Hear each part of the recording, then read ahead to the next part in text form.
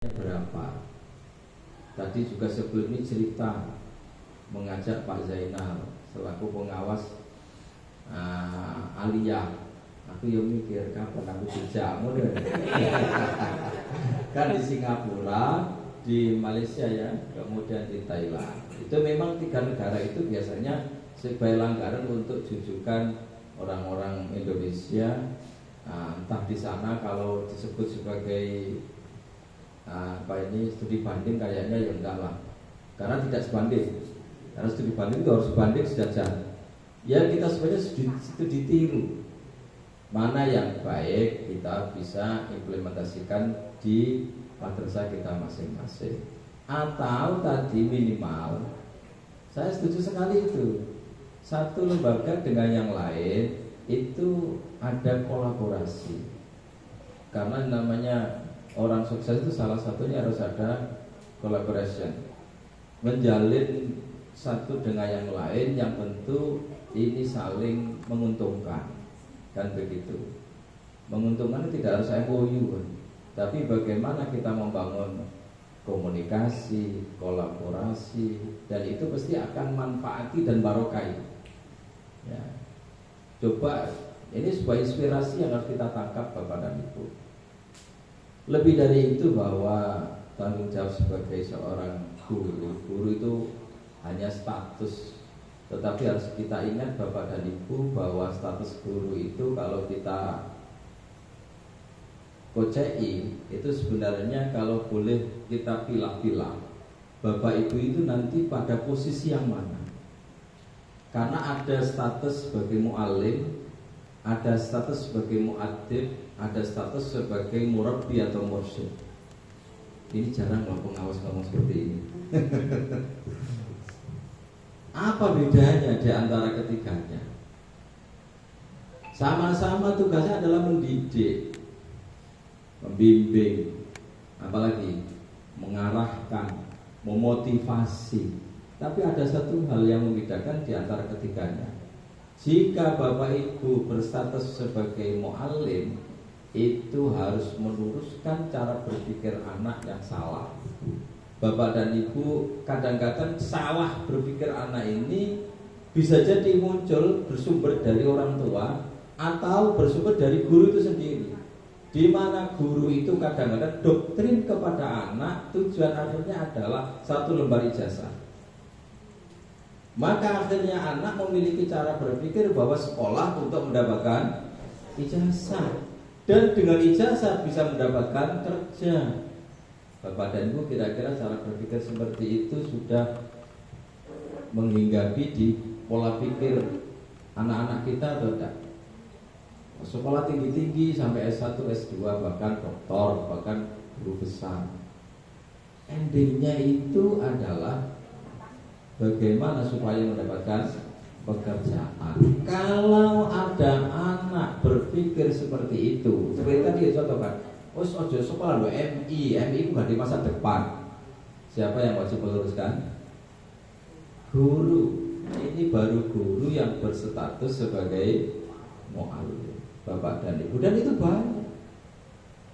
Ada guru yang mengajar di kelas itu mempraktekkan pola pembinaan agak ketat. Kira-kira suara anak bagaimana? Guru ini galak, guru ini jahat, guru ini gak seneng kalau muridé. Pikiran yang salah atau benar itu Bapak dan Ibu? Salah. Siapa yang meluruskan? Kita sebagai seorang guru. Masya Allah, tantangannya berat ternyata. Kemudian kita tingkatkan lagi di atasnya, karena kita jangan puas di level yang paling bawah.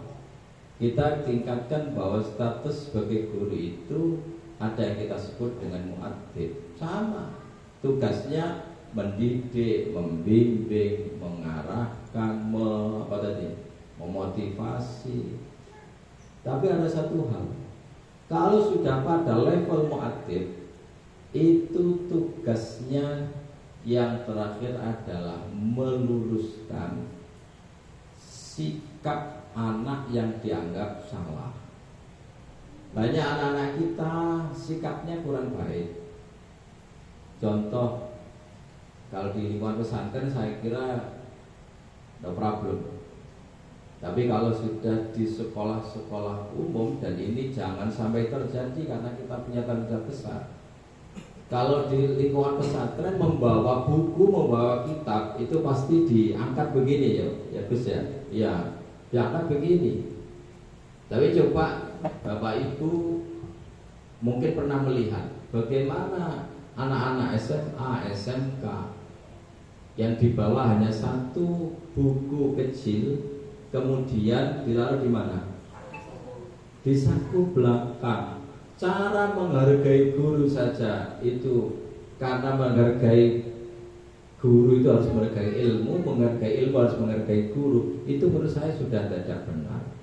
Maka kalau ada pendidikan di bawah naungan panjenengan ini, ada yang membuat meja, ini bangku apa namanya ini? Itu ada yang slogernya tempat bukunya di bawah pantat, ada enggak? Itu modernisasi menurut saya tidak punya adab, karena buku tempatnya di bawah, dan salah satu bentuk mencintai ilmu itu harus mencintai buku. Itu berarti sikap yang dianggap tidak benar. Tugas siapa meluruskan itu? Guru. Coba kita sekarang, kalau dulu ada murid ketemu gurunya, apa yang diucapkan? Salam. Salam sambil merunduk toh. Sekarang mulai bergeser Bapak dan Ibu.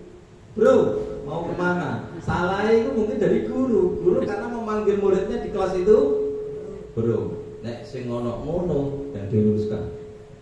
Guru deh maksudnya. Gitu. Masya Allah. Punlah, sikap anak yang kurang baik, kurang benar itu harus kita luruskan.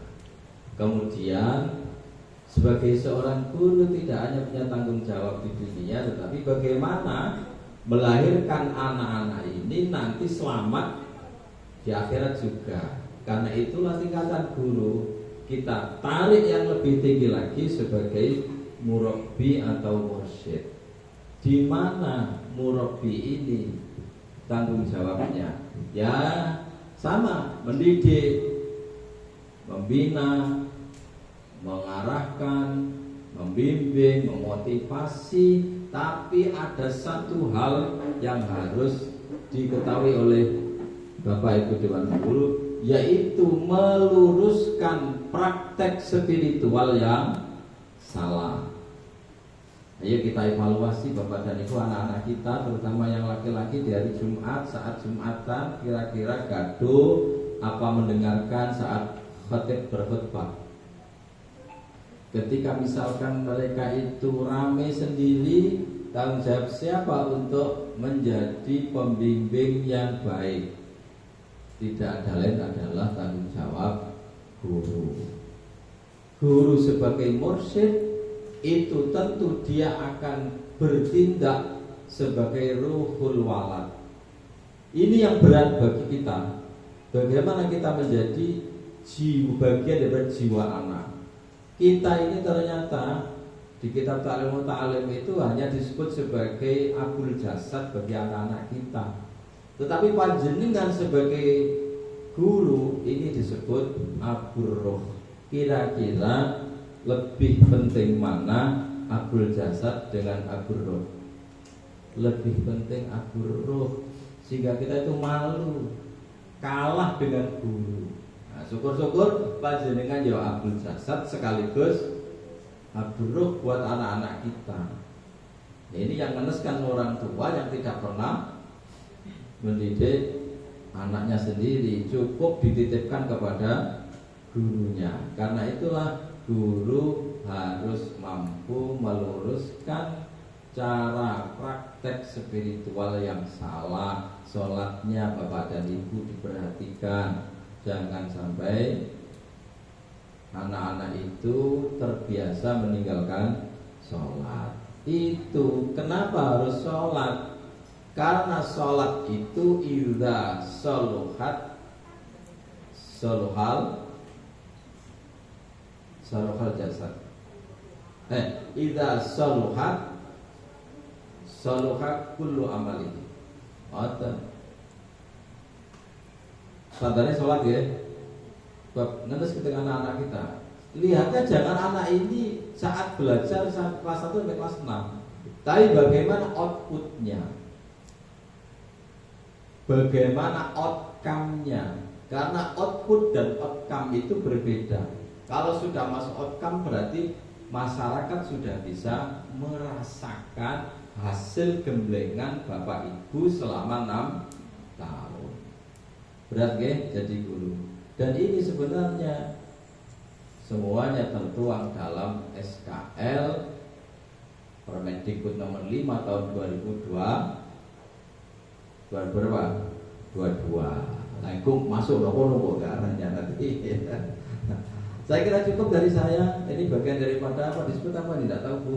Apa pembinaan apa saya kira kebingungan tadi saya tidak persiapkan sesuatu untuk langsung aja itu on masuk pada materi yang hari ini yang disebut dengan supervisi akademik. Tapi tidak apa-apa, sebagai bentuk penghormatan saya anggap bahwa ini sahabat penghormatan dari tuan rumah, dan alhamdulillah saya bisa akhirnya kenal dengan Gus Adin yang kita yakini bahwa putra-putra Pondok Pesantren Fathul Hidayah itu pasti ada barokahnya untuk kita semua. Saya akhiri, mohon maaf. Wallahul muwaffiq ila aqwamit thoriq. Assalamualaikum warahmatullahi wabarakatuh.